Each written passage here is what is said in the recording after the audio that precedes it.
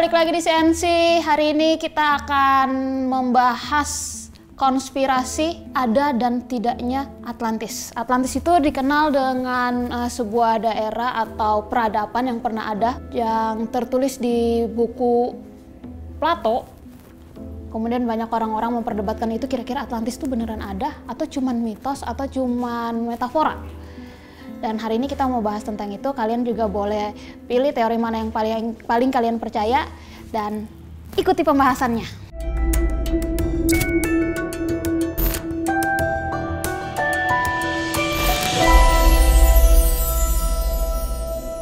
Shalom. Halo. Halo. Suka kali aku. Selamat datang di CNC Konspirasi and Chill. Ini konspirasi ya kali ini, Bang. Ya, Tentang pernah dengar Atlantis nggak sih? Iya lah. Ya, udah jadi film pop culture itu malah. Iya, Atlantis. Udah jadi Kita pop culture, bakal. gila. Saya mau buka dengan kira-kira Abang percaya nggak Atlantis itu pernah apa ada? Sih? Sebetulnya kenapa mesti diomongin? Gua tahu Atlantis apa dia tanah yang sangat makmur.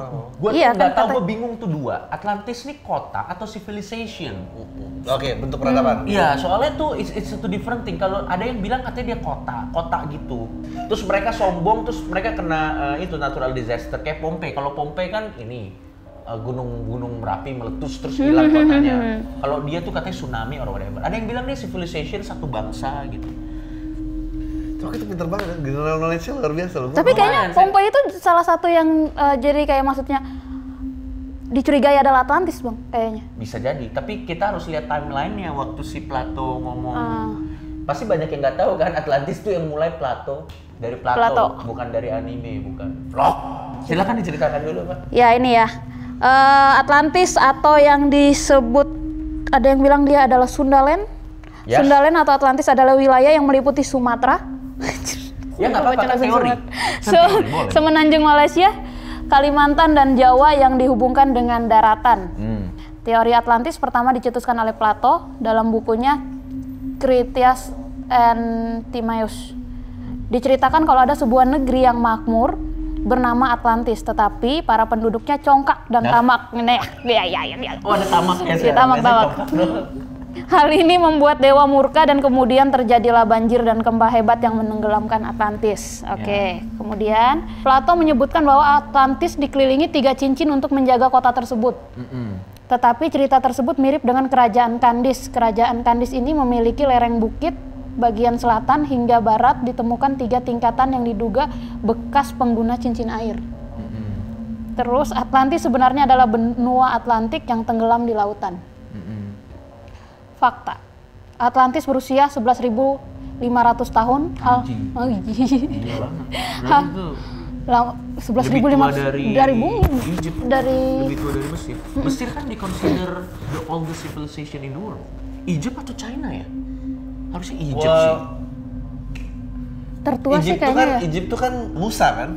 Iya. Mesir Ya Musa Mesir, orang Mesir yang. Tapi beda sih. Maksudnya kita kalau kita kan karena agamanya Samawi, semua peradaban zamannya ngikutin itu. Tapi kan sebetulnya kita kan zaman sejarahnya ngikutin Birth of Christ kan, prasejarah atau sejarah kan. Tapi kan sebetulnya kalau nggak ngikutin itu China, India itu lebih tua sebetulnya.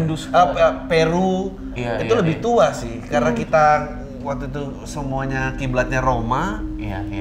Kalender dan itu Roma, tapi kalau China sih mestinya lebih tua ya. The oldest civilization, mereka udah di tempat lain masih mereka udah nemu ini irrigation farm gitu loh. Lanjut. Oke. Atlantis berumur 11.500. Hal tersebut membuat semakin bertanya apakah Atlantis ini ada. Tapi kalau hanya sebuah legenda untuk sebuah kota yang memiliki usia yang sangat aneh. Maksudnya appeal-nya kenapa sih dia tuh lambang peradaban manusia paling maju? Apanya yang maksudnya yang karena kabar konon katanya kemajuan peradabannya ini nih, kemajuan peradabannya ini bukan cuman irigasi sistem yang oke, jalanan yang oke. Jadi kan indikator satu peradaban itu maju atau tidak kalau kita pakai indikatornya para sejarawan mainstream adalah dia punya sistem irigasi nggak? Dia punya aquaduk nggak? Dia punya jalan nggak? Makanya Roma tuh salah satu civilization yang oke karena sampai sekarang jalan yang dibikin Roma tuh masih ada loh. Percaya nggak lo?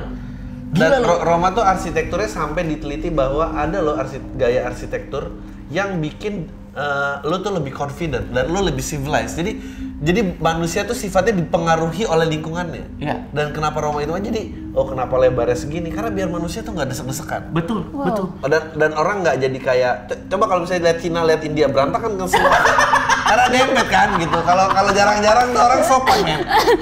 Kenapa ngomong mulu? Karena rame manusianya. Kalau ngomong nggak dinotis orang, makanya ngecap mulu gitu. Benar. Terus atau misalnya Turki juga pada saat itu juga dia menyumbang civilization yang luar biasa, artnya, kaligrafinya.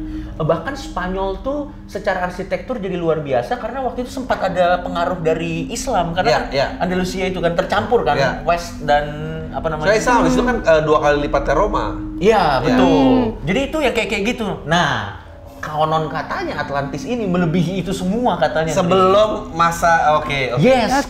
Bahkan katanya dia itu udah sampai ada yang terbang-terbang gitu. Kayak misalnya setara sekarang lah kalau bisa dibilang teknologinya atau apanya, pesawat ada generator, ada apa begitu. Makanya appeal-nya bilang ada lost teknologi yang hilang nih, yang gara-gara Gunung Padang ya. Iya, mirip-mirip.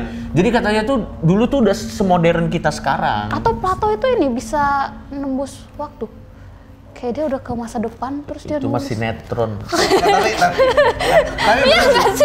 Kenapa di zaman itu dia kepikiran ada yang terbang gitu-gitu? Tapi bisa jadi sih, jangan-jangan dia ke masa depan. Misalnya COVID nggak bisa dihandle nih ya. Terus kita kiamat nih, civilization di restart. Ini YouTube hilang nih. Ini akan jadi lost teknologi nih. Iya benar. Ntar peradaban mulai lagi, belum tentu ngarahnya ke digitalisme, belum tentu. Bisa jadi tiba-tiba dia accident ketemu kayak kenapa ada Coki Pardede gitu. Iya. Benar. Jadi ceritanya gitu. Makanya Atlantis tuh appealing karena dia tuh jadi technologically dia advance. Bahkan dia sudah punya sesuatu yang terbang-terbang. Yang konon katanya ini tuh juga bisa dilihat di hieroglifnya Mesir. Ini nggak ada hubungannya, tapi hieroglifnya Mesir udah ngomongin itu. Bukan. Jadi di hieroglifnya Mesir itu ada, jadi gini. Nah ini ada perdebatan ya antara ilmuwan mainstream dan ilmuwan yang suka konspirasi. Biasanya ilmuwan yang suka konspirasi dikata-katain. Iya. Setara flat earth gitu. Jadi orang Mesir tuh gini. Apa yang mereka lihat itu mereka terjemahkan di hieroglifnya.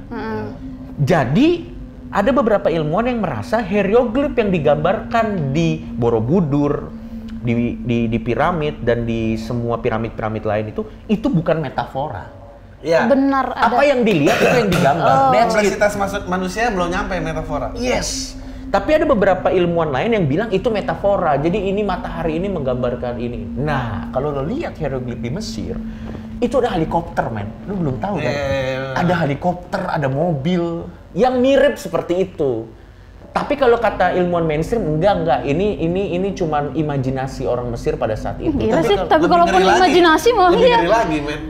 Nah, orang Mesir bilang enggak. Nah, makanya kalau melihat dari teknologi advance kemajuan teknologi yang digambarkan sama orang Mesir dan apa yang diceritakan Plato di Atlantis itu ada kemiripan gitu, ngerti nggak? Dan lo tahu nggak?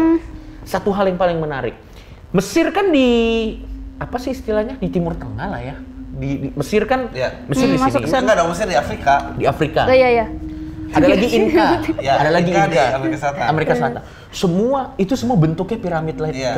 Lo sadar nggak? Borobudur itu kan bentuknya kan kayak begini kan. Tapi bedanya ada begunduk begini aja.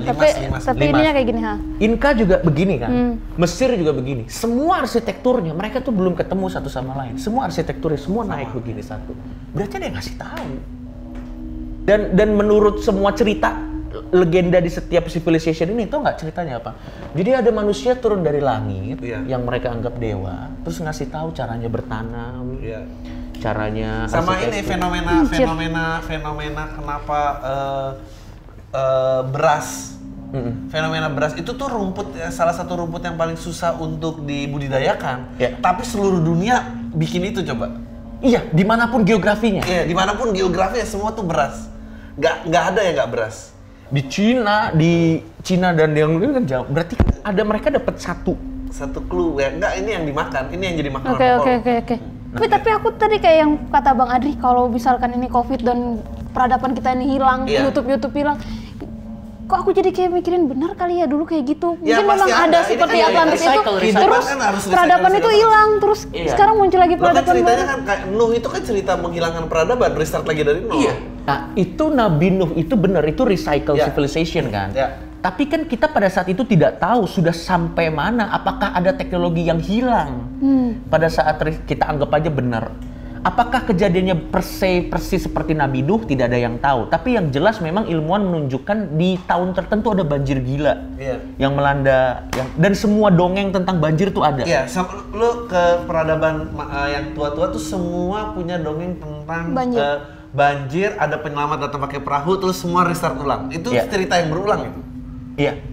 Dengan berbagai macam versi di Cina, mereka punya. Berarti kan nenek moyangnya satu nih. Siapa namanya kita nggak tahu. Nah, ada yang bilang, yang ini gue satu. Dia lebih milih ngamatin hewan daripada manusia karena hewan pencinta hewan pertama berarti itu Nabi. Animal aktivis pertama. Animal aktivis pertama. Wah, mau anjir nih, kita bawa hewan aja lah. Yuk, hewan yuk. Sepasang. Terus lo tahu nggak arsitektur ininya? Arknya. Ark itu apa sih? Bahasa Indonesia. Bahteranya. Itu termasuk itu termasuk canggih loh. Iya. Segede lapangan bola kalau gua nggak salah. Pernah dibikin Bahtera Nuh itu pakai arsitektur modern, dibikin tertutup itu segede lapangan bola. Dan yang jadi kontroversi, ini yang jadi kontroversi.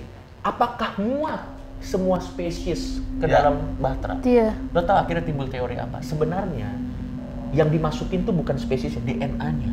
Jadi dia naik pesawat alien katanya. Jadi ada satu pesawat alien yang masukin manusia ke sini. Jadi tidak ada disaster pada saat itu. Terus ada intervensi dari makhluk luar angkasa yang masukin manusia ke sini dan semua DNA manusia yang hidup ditaruh. Gue sih percaya kalau lost technology sih gue percaya kayak I think medicine, misalnya medicine magic. Oh, ini juga menarik nih. Ini ngomongin lost technology ya.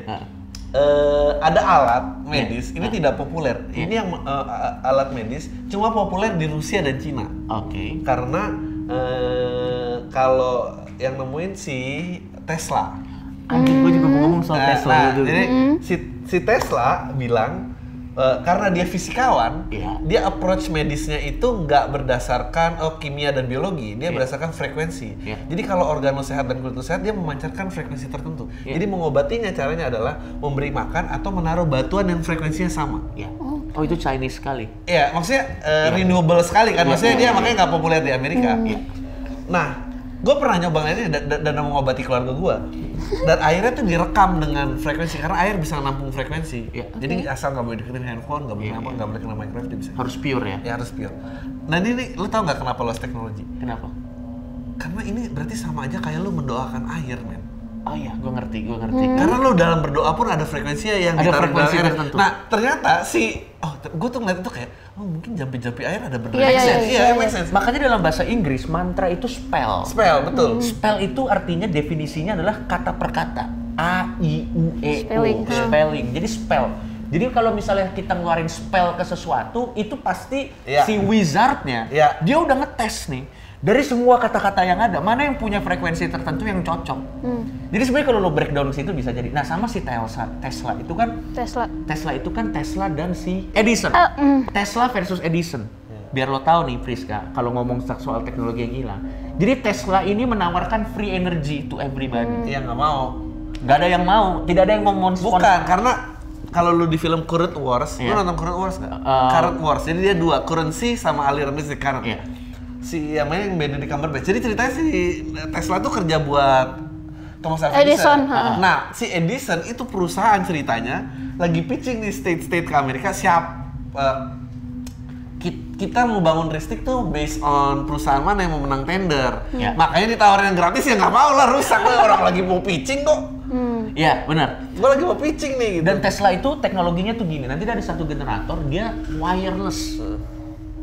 Jadi misalnya ini generator listrik, terus ini rumah lo. Dari generator listrik ini pakai gelombang, dia tuh memang pakai gelombang. nanti lampu lo bisa nyala tanpa kabel. Jadi PLN-nya tuh PLN. Jadi nanti nggak ada tuh ada orang-orang naik tiang listrik gitu-gitu, nggak ada tuh kalau Tesla yang menang. Cuman teknologinya itu di-cut. Kalau nggak salah kan Tesla tuh dia diasingkan atau bunuh diri sih? Nggak, jadi dia tuh ceritanya kerja nggak lama terus dia katanya dia yang nemuin bohlam tapi Edison yang matenin. Agak kayak gosip Emily ya. Iya. Itu sih. Jadi yang lucu tuh ada yang bilang kalau kita ngikutin si Thomas Alva Edison, cabang teknologinya ya yang kita sekarang. Tapi kalau kita ngikutin Tesla, cabang teknologinya tuh beda. Kita belum tentu ada yang kita punya nih sekarang, pasti beda teknologi. Jadi betul kata Adri, kalau ini kita di restart, kita mulai lagi, kita belum tentu ke digital. Kita bisa jadi lebih condong ke arsitektur, kita bisa lebih condong ke mana gitu. Nah, Atlantis ini appealing-nya adalah kita tuh fascinating dengan the lost technology yang sempat ada dan hilang. Dan gua rasa sih dengan banyaknya sejarah genosida di dunia ini ya. Jadi kalian percaya Atlantis pernah ada? Mungkin itu kalau kata gue itu satirnya si Plato sih kalau kata gue. Kayak metafora gitu ya. Gue sih kalau lost teknologi pasti ada, tapi kalau kayak ada flying cars apa gitu gue kayak skeptis sih. Iya, gue juga kalau sampai ke situ agak. Gue lebih percaya bahwa ada pulau gaib. Bukan, gue lebih percaya tanda kutip. Di Kalimantan. Ini tanda kutip ya. Tuhan ini kalau di bahasa Indonesia, di bahasa Inggris ini God ya. Gue lebih percaya God-nya orang dulu tuh alien. Oh ya? Gue lebih percaya gitu. Jadi ada alien yang datang, dia mengintervensi. Apakah orang-orang yang disucikan di beberapa agama itu adalah alien? Kita nggak tahu. Atau crossbreed. Atau crossbreed kita nggak tahu. Di Kristen kan udah dikasih tahu Nephilim. Lu tau Nephilim? Gue nggak tahu di Islam atau enggak. Apa coba definisinya? Jadi Nephilim itu adalah perkawinan gabungan antara angel dan manusia. Gue mau ngomong tapi takut di demo aja sih terus. Oke, nanti paling di ini. Jadi itu ada crossbreed antara angel dan human, dan itu abomination. Makanya salah satu air bah itu adalah untuk ngancurin crossbreed itu karena mereka tuh kayak Hercules, punya kekuatan supranatural yang sebenarnya is not supposed to be ada. Nah katanya itu cross genetik sebenarnya. Ada kayak alien gitu. Gimana kalau kita gabungin ini? Gimana kalau kita gabungin ini? Ntar lu tutup dulu, gua kasih tau. Oke, ya. Oke, kalau aku sendiri sih percayanya itu tuh kayak metafora aja sih. Kayak tapi yang jelas beneran fisik dulu ada kayak gitu tuh enggak sih kayak. Fisik ya gue juga enggak. Iya, yang jelas Plato aneh sih. Oke, teman-teman. Ada yang mau ngajak nongkrong gitu. Apa? Ya iya lalu lagi nongkrong, lain lagi ngobrol apa di Yunani kan maraton ya. Dia kan terkenal olahraga. Kita kalau maraton apa? Cuman dia sendiri apa arti hidup ini? Langsung gak bubar. Oke, teman-teman mau percaya mau enggak terserah kalian, tapi kalau di CNC kalian harus percaya.